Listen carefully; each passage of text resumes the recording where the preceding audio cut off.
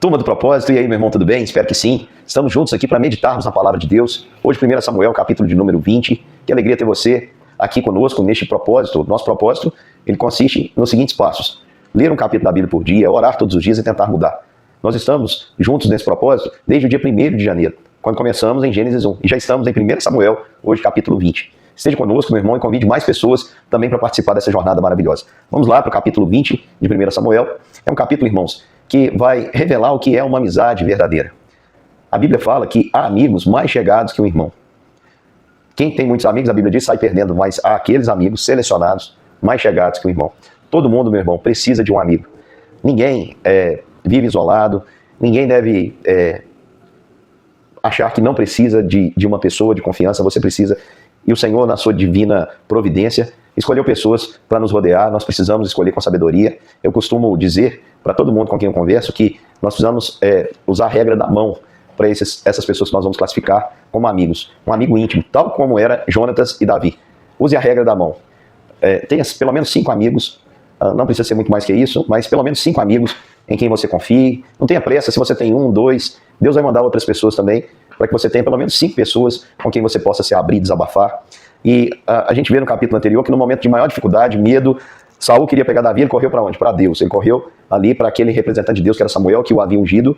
Davi não escolheu tentar salvar a si mesmo, mas ele buscou a direção ali daquele que havia ungido o rei. Você pode perceber que o Senhor deu grande livramento. Saul ficou sabendo que Davi estava na casa dos profetas, mandou 3 grupos, todos 3 começaram a profetizar. Depois ele mesmo profetizou, porque o Espírito do Senhor não permitiu que Davi fosse tocado. E aí, Davi, após sair ali da presença de Samuel, para onde ele vai? Para o seu amigo Jonatas. Então a gente aprende também, meus queridos irmãos, que quando o Senhor fala conosco, o Senhor quer nos ajudar, Ele também vai usar aquelas pessoas que nós temos como amigos. Tem coisas que nós temos dificuldade para contar para pessoas que são nossos parentes. Às vezes nós não temos facilidade para contar para os nossos pais, nem para os nossos irmãos. Mas a gente tem facilidade para contar para um amigo, porque a gente sabe que o amigo, ele vai estar conosco ali. O verdadeiro amigo não é aquele que vai dizer para você aquilo que você quer ouvir, não. É aquele que vai dizer para você a verdade, ainda que te doa, ainda que te fira, mas ele vai fazer sempre, ele vai buscar sempre o seu bem. E assim era Jonatas e Davi. E Davi foi até Jonatas e disse: Jonatas, qual que é o meu pecado? O que eu fiz? Seu pai está querendo me matar. E Jonatas falou: calma, Davi. Eu tive uma conversa com meu pai falou que você não ia morrer. Ele disse que tão certo como vive o Senhor, você não iria morrer. Aí Jonatas disse: olha, Davi disse para Jonatas: há apenas um passo entre mim e a morte. E o seu pai sabe que você gosta de mim. E ele não quis falar que vai me matar para não te entristecer.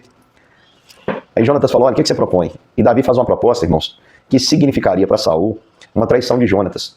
Só que o verdadeiro amigo, ele encontra 2 coisas que nós vemos nesse texto. Davi fala assim: seu pai sabe muito bem que encontrei favor diante de você.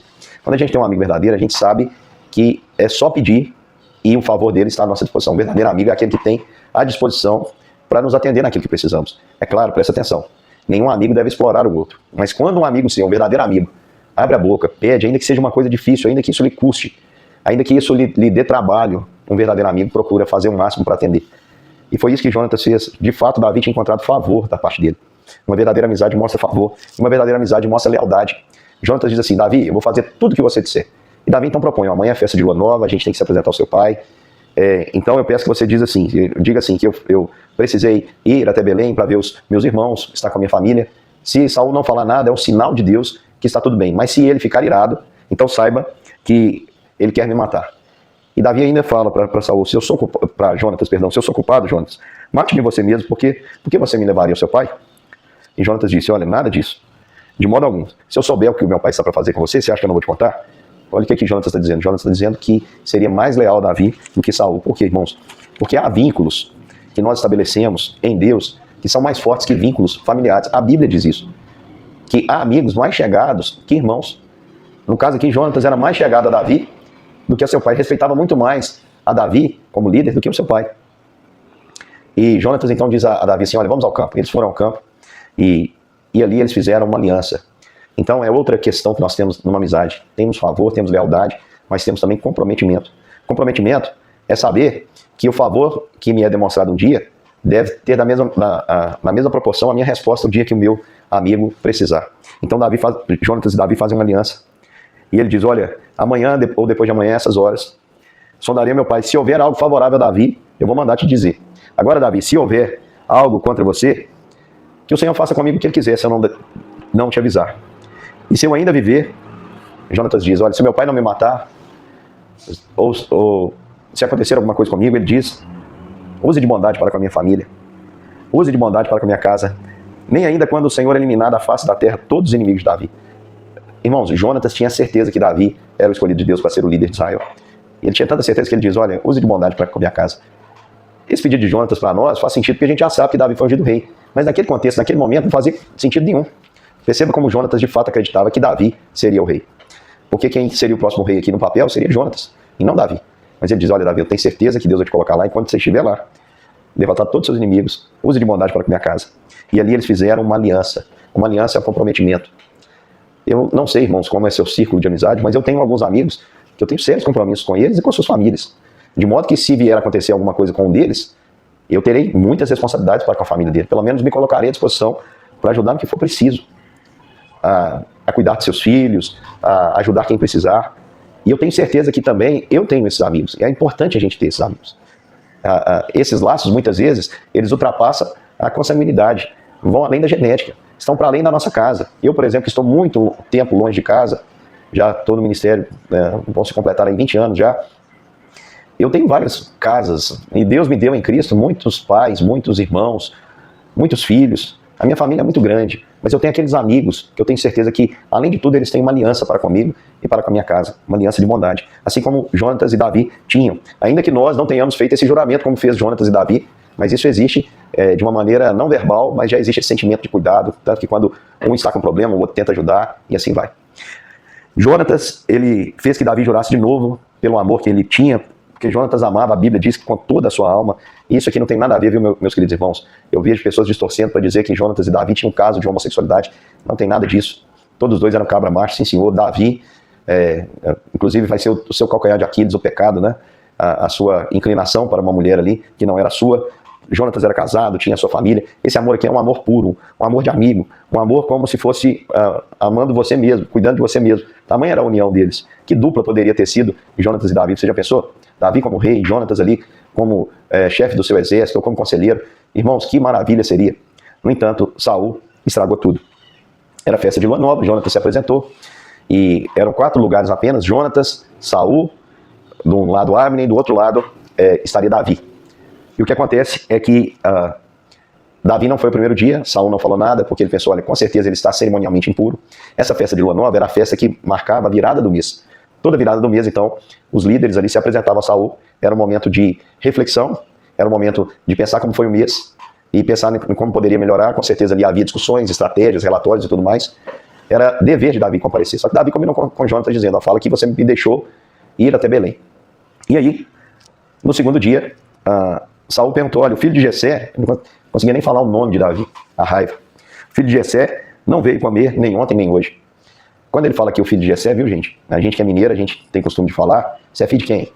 E é uma honra, né, a gente ser conhecido. O fulano. Eu, por exemplo, morava num lugar que eu era o Elton da Dilma.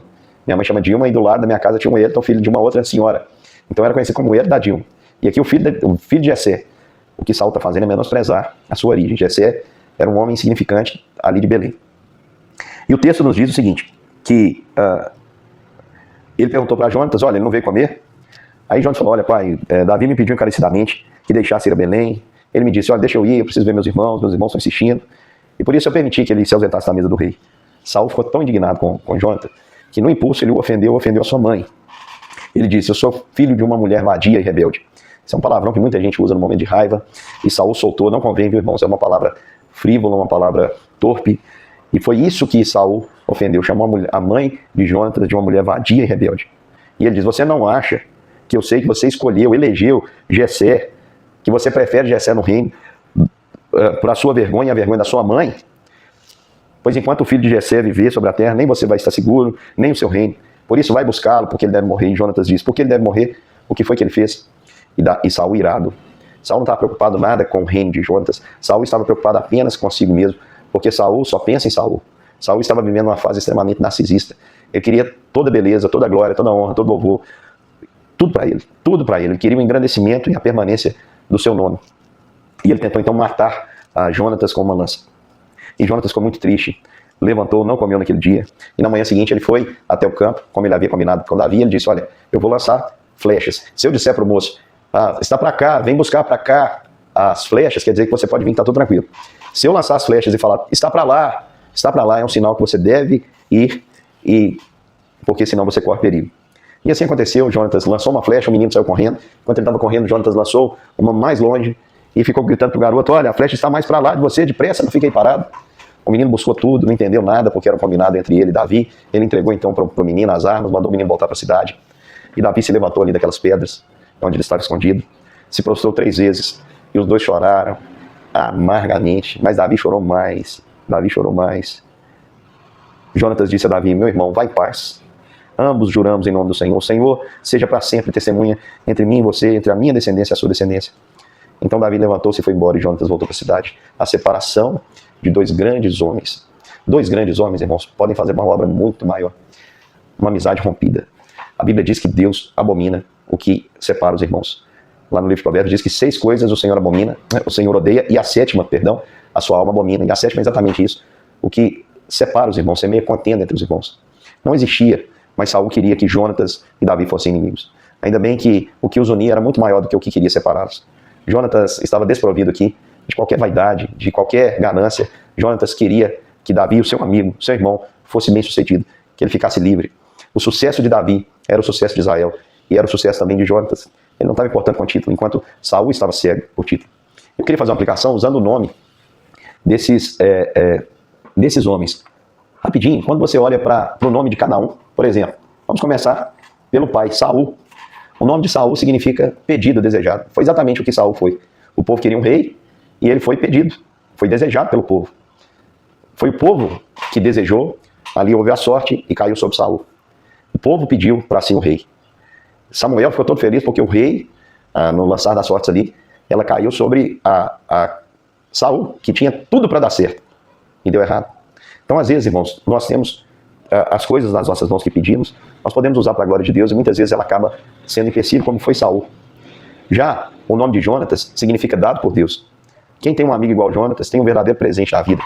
Aquela pessoa que está disponível para nós, está pronta para nos ajudar, é leal em todo tempo. Lealdade é uma coisa muito rara nos nossos dias, muito rara. Se você encontrar alguém que é leal, meu querido irmão, mantenha essa pessoa perto, vale a pena. Seja leal para com ela também. E Davi significa amado. Davi significa amado. O rei escolhido, símbolo do amor de Deus. Davi era um homem que Deus escolheu, não segundo a perspectiva humana. A perspectiva humana escolhe força, escolhe bens, escolhe altura, escolhe desempenho. Deus vê o coração. Davi era um homem amado por Deus e segundo o seu coração. Davi recebeu um presente dado por Deus que foi a amizade com Jonatas.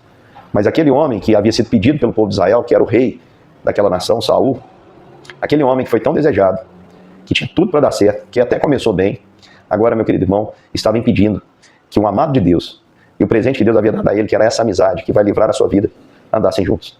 Então nós temos aqui, irmãos, o fim, a separação de 2 grandes amigos. Quantas vezes, irmãos, grandes amizades, grandes projetos acabam sendo sabotados pelo egoísmo das pessoas? Você já parou para pensar?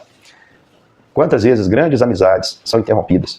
E se você já teve, meu querido irmão, essa experiência de se despedir de alguém que você ama, de dizer até mais para alguém que você gostaria de estar perto, você sabe como isso é doloroso.